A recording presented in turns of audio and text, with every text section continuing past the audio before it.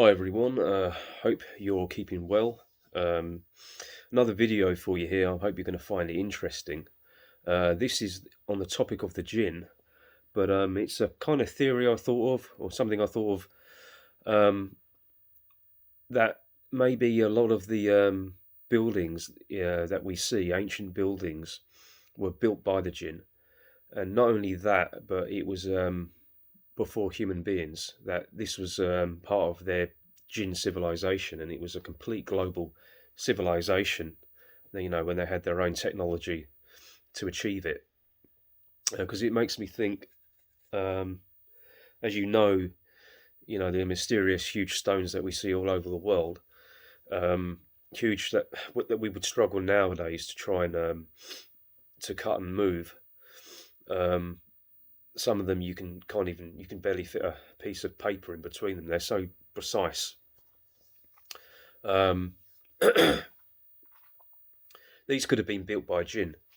Now, if you look in, I think it's Arabian mythology, and in parts of the Quran, and I can't quote you exactly, there are stories of certain Jinn able to move massive objects of stone, cut them and move them in seconds, in times that it will take humans maybe days, months to achieve. A modern interpretation someone described would almost be like teleportation. They had this amazing ability to manipulate matter. But I'm talking at a time when these beings were perhaps physical like us. Now, they may not have been the same. They say they're not the same, made of the same bodies, but they could have had just as much physical interaction in this dimension as we do now before we were here. So this was partly inspired by the book I'm reading, The Vengeful Djinn. I'm halfway through it, and there was a part of it I read, and it made me think. I think it's to do, with the pyramids.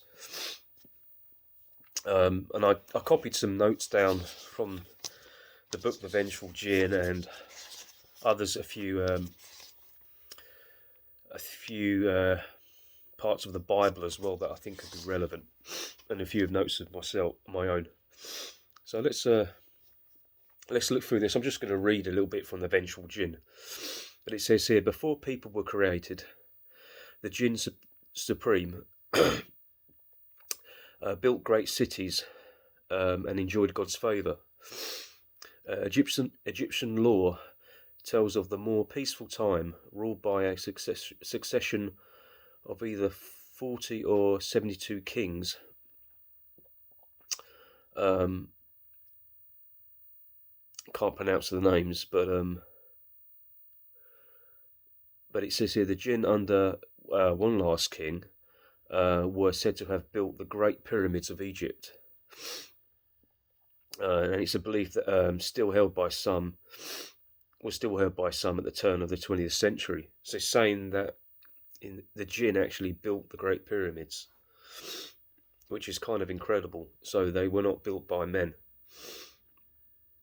and they were built, according to this, a time before man.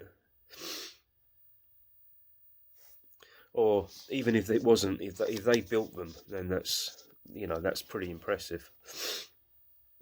So the legend is Jinn were created before man, as you probably know. And apparently they did have, according to the Vengeful Jinn, they had civilizations and cities and technologies. Originally, according to the Quran, the Jinn were the original caretakers of the planet, and that failed because they started to destroy it by being corrupt, kind of like we're doing. In the Vengeful Jinn, there's a chapter where this guy he's traveling in the Middle East and he's meeting interesting people, and he meets this kind of holy man in a cave, and he kind of talks to him, and he tells him about about the Jinn, and I've written a passage down here as well. So it says, according to the holy man, in their time, in the physical universe, the Jinn built great cities ruled by powerful kings. The number of the Jinn who existed during their time on Earth is unknown, but it could have been in the billions. Each group of Jinn belonged to clans rather than states or countries, neither of which they had. According to the holy man, clans frequently fought. Their wars lasted hundreds of years, thousands of years, and polluted the environment. Before the Jinn wars, Earth was a paradise, but the conflicts were turning into a wasteland. Try and remember that, because it can possibly connect in Genesis and the Bible, I think. So we have the understanding that the Jinn apparently had, their own cities and their own technologies, and they were turning, they were polluting the earth, maybe much like we were. I don't know. Keep in mind Solomon's temple here. You heard of that, of course. Solomon completed the first temple and installed the Ark of the Covenant in it, apparently. Now, the Ark and the Covenant and the Jinn, this is something maybe we don't connect, maybe we should. What was the Ark of the Covenant? Was it Jinn related? Was it a device so that they can communicate to humans? Was it a energetic portal where they can actually basically teleport themselves through into this reality more effectively? Was it due to that? Because in the past, their frequency maybe matched this density. Now it didn't. Was it a technology that helped them achieve that? You have accounts of the temple where the stones were fetched by Jinn. Again, makes me think of the moving of heavy objects. I just made little notes of this when I was reading through it. So Solomon's construction of the first temple of Jerusalem brought him into direct contact with the Jinn. Solomon ruthlessly forced them into slave labour to build the first temple of Jerusalem and the entire city of Jerusalem. So that's not only Solomon's temple, but the entire city of Jerusalem was built by Jinn. Not just only Jinn, but Jinn, being forced into slave labour. It's kind of immoral, maybe. You have to think of that as well, of course. So origins of Jinn, again, a little bit on this. The Quran says they existed before humans on this planet. The Jinn were the only masters of this planet, and in their time were able to create kingdoms and societies with an almost supernatural technology. This makes me think of the pre-Adamite. You want to talk about the Bible, before Adam. Was it the Epic of Gilgamesh? With these characters, Gilgamesh was said to be perhaps half god and half man. So he wasn't really fully human, was he? Half Jinn. All these other characters like that. And then later this made me think of the Bible, specifically Jeremiah. There's a chapter you might be familiar with, but let's just read it here and just see what you think. It says, I looked in the earth, and behold, it was without form and void, and to the heavens, and they had no light. I looked on the mountains, and behold, they were quaking. So hang on, let's go back. The earth was without a form and void. In my mind, I'm thinking that the earth really wasn't created. It was just energy, and maybe God was forming it or something when it says that. But then it says we talk about mountains. So I looked on the mountains, and behold, they were quaking, and all the hills moved to and fro. And I looked, and behold, there was no man, and all the birds of the air had fled. I looked, and behold, the fruitful land was a desert, and all its cities were laid in ruins before the Lord, before his fierce anger. So at a time before man, there were cities. So again, you know what I'm going to say, were these Jinn cities. Here's another, I think it's another interpretation of what I've just written, or another, probably from another Bible, because they vary, didn't they? A little clip. The fruitful land was a wilderness, and all its cities were pulled down before the Lord. And the Lord says, the whole land shall be a desolation, yet I will not execute a complete destruction. So we have the idea of the land being a waste and a desolation. And what does mythology say about the Jinn? That they were caretakers of the earth, and they failed. They actually polluted the earth through wars. I'm thinking maybe with their technologies that they had. Another thing just made me think of is the deserts. I mean, in other countries, there's these, you had the pyramids in the middle of the desert. I mean, why? I mean, was it always like that, or was it fruitful at once and then it was a desolation? Bearing in mind, if the Jinn did build these things, what was the pyramid? And I have a theory. Maybe don't know. It could be the. Maybe, what if the temple of Jerusalem is really the pyramid? I mean, I know it's supposed to be a physical place built, and maybe there's evidence of these temples, but or it was another, the same, using the same technology for the same purpose, maybe, because I'm thinking the capstone. There's no capstone on the pyramid. Maybe that was another Ark of the Covenant. This was there, built by the Jinn, and this was some kind of, if it was built before mankind, maybe it was some kind of portal where they could easily teleport themselves. It could have been some energy device to help, move other heavy objects. If it was at the time when mankind was present, maybe it was there as a mind control device. It was there to give people instructions on how to, build more cities and everything like that. It could have been a computer. Could have been a more primitive computer that we have now, a lot larger. Maybe the Temple of Jerusalem was that as well, because why was King Solomon enslaving these Jinn to build him his temple? I mean, we can build temples. So why does he want them to do it? And what's the Ark of the Covenant? Was it a technology that he wanted for himself that was originally understood by the Jinn? So that got me thinking there. Another one, I think, is a Hebrew interpretation of Jemariah.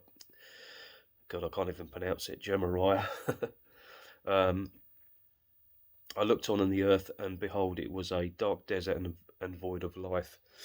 So it could have been like some kind of war, some kind of atomic weapon or something like that. Could have destroyed our earth in ancient times. Got notes here a little bit more.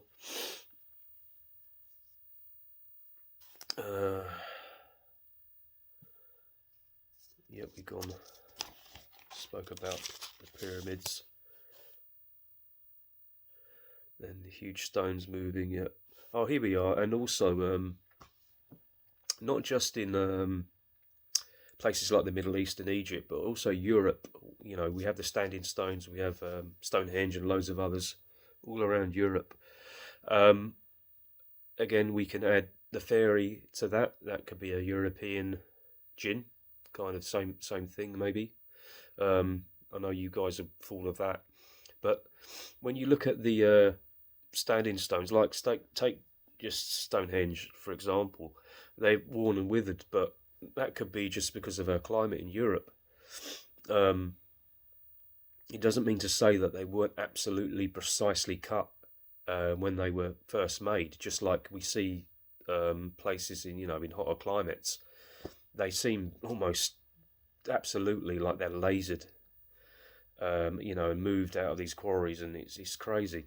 So maybe they were the same, used the same methods. If they were made by these jinn or these fairy with their own technology, they could have been, you know, cut and moved the same way, but because of weather, rain, you know, etc., they could have just eroded them so they don't look as impressive. But and what were these? What were the standing stones? They could have, let's say, they could have been before humans. Again, it could have been the fairy civilizations, and what were they for? They could have been portals again, maybe for them to manifest.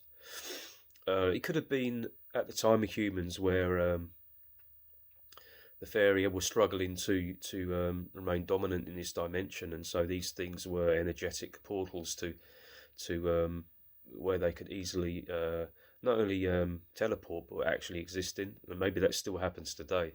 I mean, obviously there's stories of that with the fairy going underground, and then you have in caves, you have the jinn living in caves and things like that. So maybe there's still areas of the planet where they can easily exist like they used to. And that's basically it. So it's just a very interesting theory that maybe when we talk about Atlantis in the Golden Age and things like that, it could have been Jinn Age. And if they were really physical beings here, then they could have had the technology, even nuts and bolts technology. Maybe some of it like hers, maybe a lot of it differently, because they could manipulate energy maybe a lot more effectively. And then it just does make me think of King Solomon. What did he want to achieve? Was he working alongside the jinn so that he could, maybe he thought he could harness their technology and their science and keep it for himself selfishly, because it was immoral if he was, making slaves of these beings when they hadn't hurt him or wronged him. That's, maybe it's backfired on humanity. Maybe, I don't know. Maybe it's maybe the jinn are taking their vengeance in their own ways because of this. I don't know. And what was the technology? Was it to do with the computer? It makes me think. Holographic technology and all of that. I touched on that in another video. I think it's in Abu Dhabi and places like that. They're so advanced over there with all of this, with the AI, and they have the holograms and things like that. And it does make you think of the jinn, how they look, the smokeless fire, things like that. Yeah, so I think that's about everything I can think of. Again, yeah, let's go back though to the to Jeremiah. Yeah, I think, yeah, obviously I mentioned it, but again, that could have been the end of the jinn. When we're reading Jeremiah here, that could have been the actual final war where the earth was a waste and a desolation. That's what I remembered. I think as well as in there's other parts in Genesis where it does say, there's some say the earth was without form and void, but in other interpretations, I believe it says, and the earth was a waste and a desolation. So it doesn't say, that the earth was no longer there. So it just says that it was uninhabitable, and that could have been because of the jinn, maybe. Anyway, I think that's everything. I'll leave that with you. I just hope you find it interesting. And I shall speak to you in the next video. Okay, take care, everyone. Speak soon. Cheers.